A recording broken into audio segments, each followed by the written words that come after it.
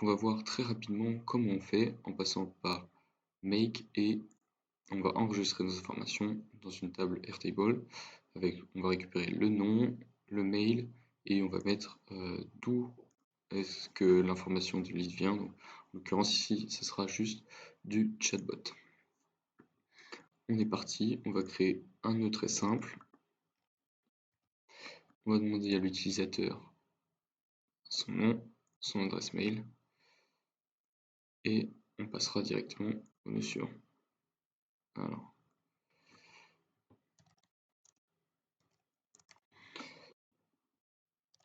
on crée une variable pour enregistrer. On n'a pas besoin de chercher dans la base de connaissances. L'email, l'adresse, elle n'est pas passée. Pareil, on peut disable search.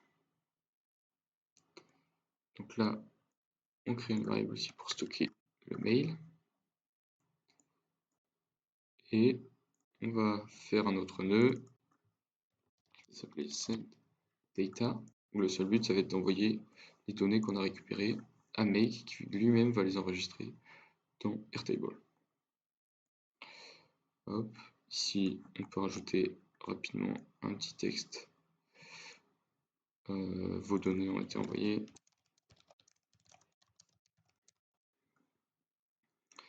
Et maintenant, ce qui nous intéresse, c'est ce qu'on va écrire là. Donc, on va faire un tableau.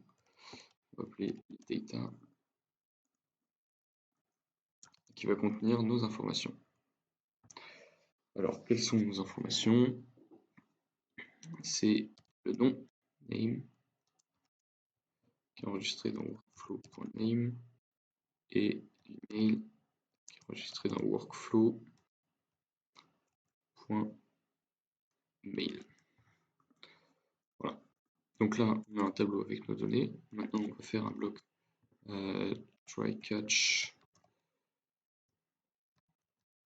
Voilà, pour gérer les erreurs au cas où.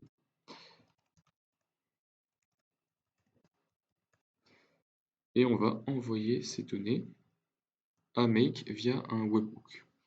Donc, ce qu'on va faire, c'est on va définir ça. On utilise Axios qui est intégré directement à BotPress en méthode post. Là, on va mettre l'URL de notre webhook. Et là, on met nos données, tout simplement. On se retrouve dans un nouveau scénario Make.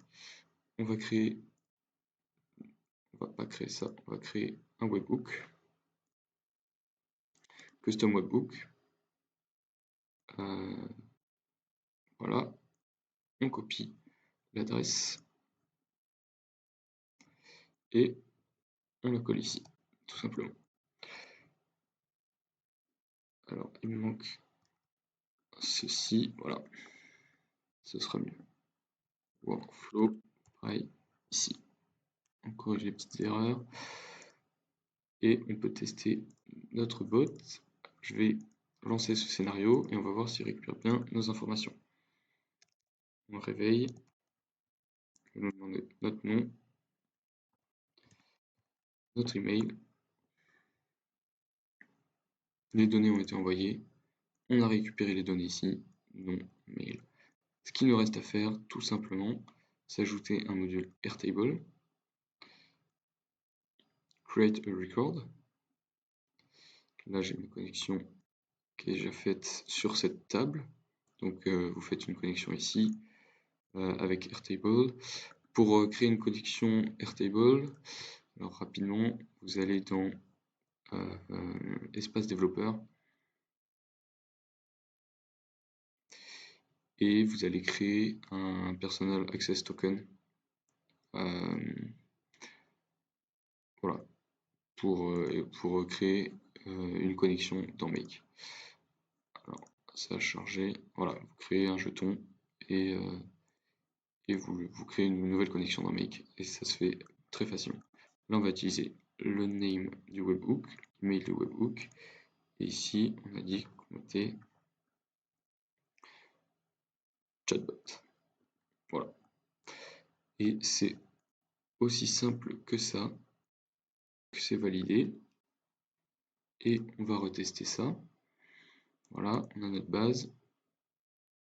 même pas besoin de publier le bot pour tester. Alors on pourrait aussi insérer dans une table BotPress, mais bon, c'est pratique si on gère les données en interne dans le chatbot, mais là si on veut les récupérer de manière extérieure, on est obligé d'enregistrer les données dans un Google Sheet, dans un Airtable ou autre chose, ou même dans Notion. Mon mail. Alors, ça va rien faire parce que voilà, il faut que je le reprenne. Donc on va créer une nouvelle conversation. Mon mail. Check. On récupère des infos.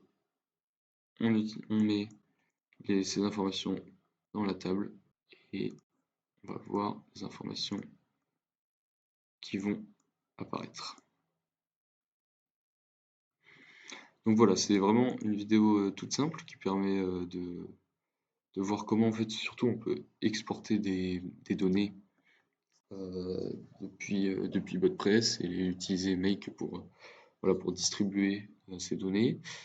J'ai fait une vidéo récemment sur comment limiter le nombre de messages d'un utilisateur, comment lui demander ces informations. Donc par exemple, on pourrait intégrer ce bloc-là après avoir lu le nombre de messages d'un utilisateur, lui demander après 3 messages, on a besoin de tes informations pour que tu puisses continuer à envoyer des messages. Donc je vous invite à aller voir cette vidéo.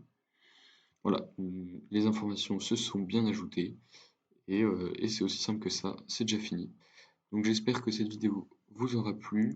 N'hésitez pas à me donner des idées ou des choses que vous voulez voir et on se retrouve pour une prochaine vidéo.